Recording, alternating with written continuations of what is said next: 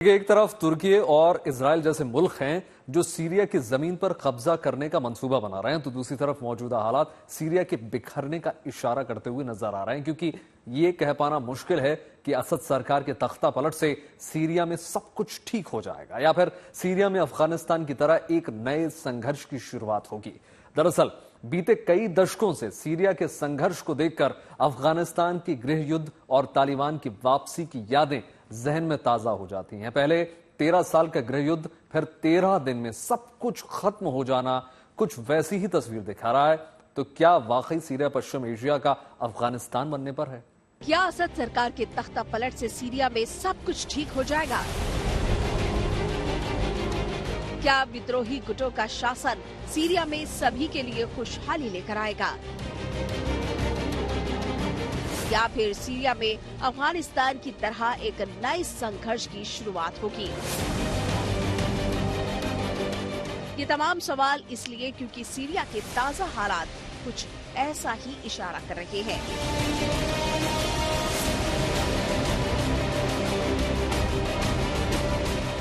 7 दिसंबर 2024 को सीरिया में 50 साल पुरानी असद परिवार की सत्ता एक झटके में ढह गई। सिर्फ 13 दिन में हालात इतनी तेजी से बदले कि बशर अल असद को देश छोड़कर भागना पड़ा और रूस में पनाह लेनी पड़ी। ठीक वैसे ही 15 अगस्त 2021 को तालिबानी लड़ाकों ने दोबारा काबुल पर कब्जा किया था। करीब 2 दशक के इंतजार के बाद अफगानिस्तान की सत्ता में तालिबान की वापसी हुई थी और अमेरिकी सेना अफगानिस्तान से वापस लौट रही थी। उससे पहले अफगानिस्तान के तत्कालीन राष्ट्रपति अशरफ गनी भी देश छोड़कर निकल गए थे।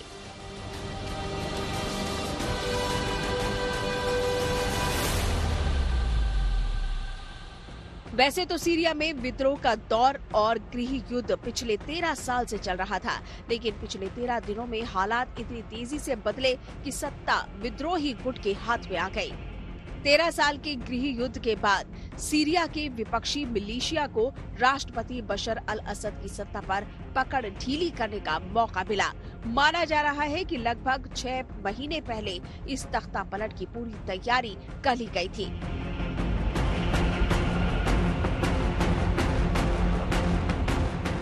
दरअसल सीरिया के पूर्व राष्ट्रपति बशर अल असद को रूस और ईरान जैसे मुल्कों का समर्थन हासिल था, लेकिन मौजूदा कुछ वक्त से ये दोनों ही मुल्क अपने अपने मसलों में उलझे हुए हैं। रूस 33 महीने से यूक्रेन के खिलाफ युद्ध लड़ रहा है, तो वहीं ईरान के प्रॉक्सी गुट, खास तौर पर सीरिया में मददगार साबित होने वाला हिजबुल्लाह कमजोर हो चुका है। ऐसे में विद्रोहियों के पास सियासी तौर पर पहले ही कमजोर हो चुके असद को सत्ता से बेदखल करने का सुनहरा मौका था। देखिए, असद परिवार का दोबारा स्थापित होना बड़ा मुश्किल लगता है मुझे, क्योंकि असद परिवार की एक्सेप्टेंस जो है वो वहाँ की ग्रास रूट के ऊपर बिल्कुल नहीं है और इसीलिए उनको जल्दी से वहां से भागना पड़ा। देखिए, हर आदमी वहां पे ज्यादातर खुश है, एक्सेप्ट में भी उनके जो अलावाइट ग्रुप के कुछ लोग हैं या कुछ माइनॉरिटीज के लोग होंगे। तो ये नहीं है कि उनको, लेकिन पिछले 15 साल में उनके पास बड़ा समय था जब वो उस चीज को ठीक कर सकते थे, उन्होंने कुछ नहीं किया। जो सीरिया की जो आर्म फोर्सेस थी उन्होंने भी लड़ा नहीं, तो किसके बलबूते पर लाएंगे? लोग तो खुश नहीं है, आर्म फोर्सेस आपके पास है नहीं, हिजबुल्लाह की हालत वैसे खराब हो गई है, ईरान की समस्या है चल रही है आपकी काफी। तो मुझे नहीं लगता है कि नियर फ्यूचर में कोई ऐसी पॉसिबिलिटी होगी। लेकिन हाँ, कंट्री अगर स्टेबल होता है तभी कह सकते हैं। अगर स्टेबल नहीं होता है तो डिफरेंट ग्रुप्स जो है लड़ते रहेंगे एक दूसरे के साथ, सिविल वॉर कंटिन्यू करता रहेगा और कुछ टेररिस्ट ग्रुप्स भी आगे आ जाएंगे, तो और ज्यादा समस्या बढ़ सकती है। सीरिया के संघर्ष को देखकर अफगानिस्तान की गृह युद्ध और तालिबान की वापसी की यादें जहन में ताजा हो जाती है। अफगानिस्तान में 1978 से 1989 के बीच सोवियत अफगानिस्तान युद्ध हुआ था। इस जंग में अमेरिका, ब्रिटेन, सऊदी अरब और चीन समर्थित अफगान मुजाहिदीन की जीत हुई थी। अफगान मुजाहिदीनों को मिली सत्ता ज्यादा दिन तक टिक नहीं सकी और अफगानिस्तान में गृह युद्ध छिड़ गया। 2001 में वर्ल्ड ट्रेड सेंटर पर हमले के अमेरिका ने अफगानिस्तान में सैन्य ऑपरेशन की शुरुआत की और तालिबान को उखाड़ फेंका।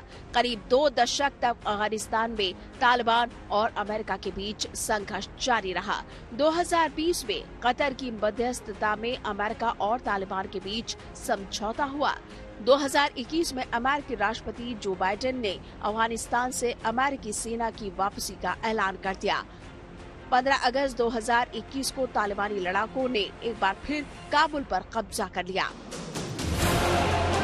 करीब 2 दशक के इंतजार के बाद अफगानिस्तान की सत्ता में तालिबान की वापसी हुई। सीरिया के हाल भी कमोबेश अफगानिस्तान जैसे ही होते दिख रहे हैं। 1946 में आजादी मिलने के बाद से ही पश्चिमी एशिया का ये इस्लामिक मुल्क राजनीतिक अस्थिरता से जूझता रहा।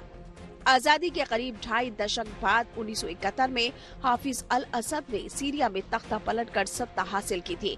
पिता की मौत के बाद बेटे बशर अल असद के पास सत्ता आई, लेकिन 2011 में असद सरकार के खिलाफ विद्रोह की शुरुआत हो गई और सीरिया में गृह युद्ध छिड़ गया। इस दौरान सीरिया में अमेरिका, रूस, ईरान और तुर्की जैसे देशों का दखल बढ़ने लगा। ईरान और रूस जहां असद परिवार के शासन को बनाए रखने में मदद करते रहे, तो अमेरिका और तुर्की अलग अलग विद्रोही गुटों का समर्थन करते रहे।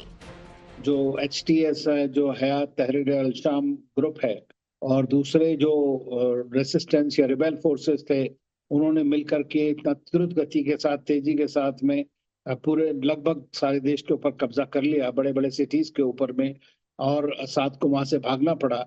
तो ये तो बात सच है कि जो वहाँ की मिलिट्री है वो अभी इस वक्त नहीं है ज्यादातर। ये किस तरह से पावर डायनामिक बनेगा, कैसे सारे ग्रुप्स जो हैं गवर्न करेंगे, कैसे लोगों की समस्याएं जो हैं, 90% से ज्यादा लोग वहां पर पुअर हैं और पॉवर्टी स्ट्रिकन है, तो किस तरह से वो लोग कर पाएंगे, ये देखना है। तो ऐसे ट्रांजिशन में समस्याएं बहुत अधिक होती हैं और उन समस्याओं का समाधान बड़ी मुश्किल से हो पाता है। डिपेंड करता है कि इंटरनेशनल कम्युनिटी या उनके जो मैन्युफैक्चरर्स हैं वो कितना सपोर्ट कर पाते हैं। 50 साल का असद परिवार का शासन 13 दिनों में बिखर चुका है। अब सीरिया की राजधानी दमिश्क समेत तमाम बड़े शहरों पर हयात तहरीर अल शाम के नेतृत्व वाले विद्रोही गुट का कब्जा है। ये वही गुट है जिसका सरगना अबू मोहम्मद अल जोलानी का बगदादी से गहरा रिश्ता रहा है। अबू मोहम्मद अल जोलानी मूल रूप से ISIS का हिस्सा था। उसे 2016 तक सीरिया में अल कायदा की परछाई माना जाता था। वो 2011 में सीरिया में अल नुसरा फ्रंट के नेता के रूप में उभरा, जिसे बगदादी ने सीरिया में अल कायदा की शाखा के तौर पर स्थापित किया था। अल नुसरा फ्रंट अल कायदा की आधिकारिक शाखा थी, लेकिन 2013 से 14 में जोलानी ने बगदादी के साथ मतभेद के बाद ISIS से अपनी राह अलग कर ली। जोलानी ने अपनी पहचान हयात तहरीर अल शाम के एक ऐसे नेता के तौर पर बनाई जिसका ISIS या अल कायदा से अब कोई लेना देना नहीं है। लेकिन सीरिया की सत्ता में उसके आने के बाद एक बार फिर से ISIS के मजबूत होने का खतरा बढ़ गया है।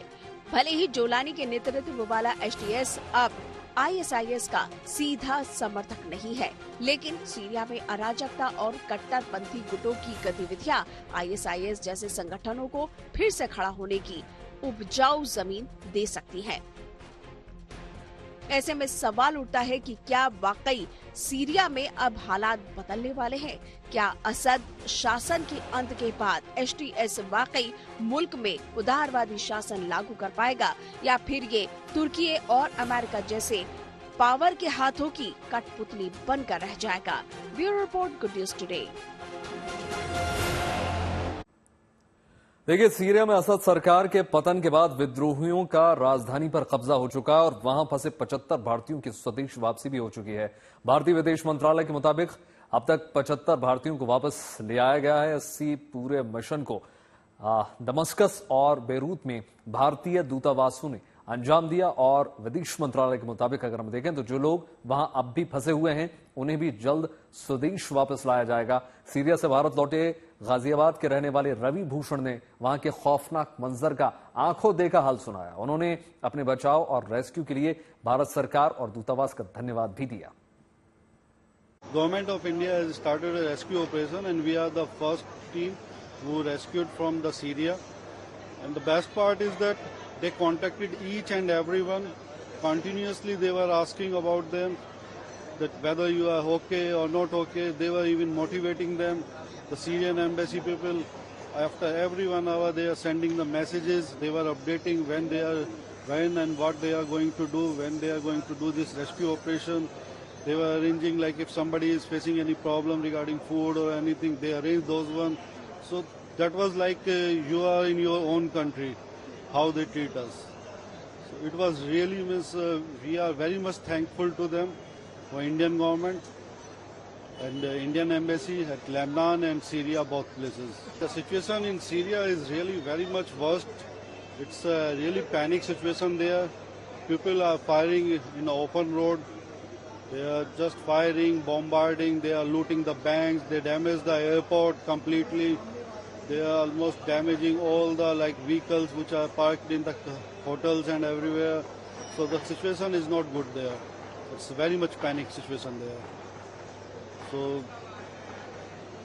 I would say that in coming few days, situation is going to be more worse there.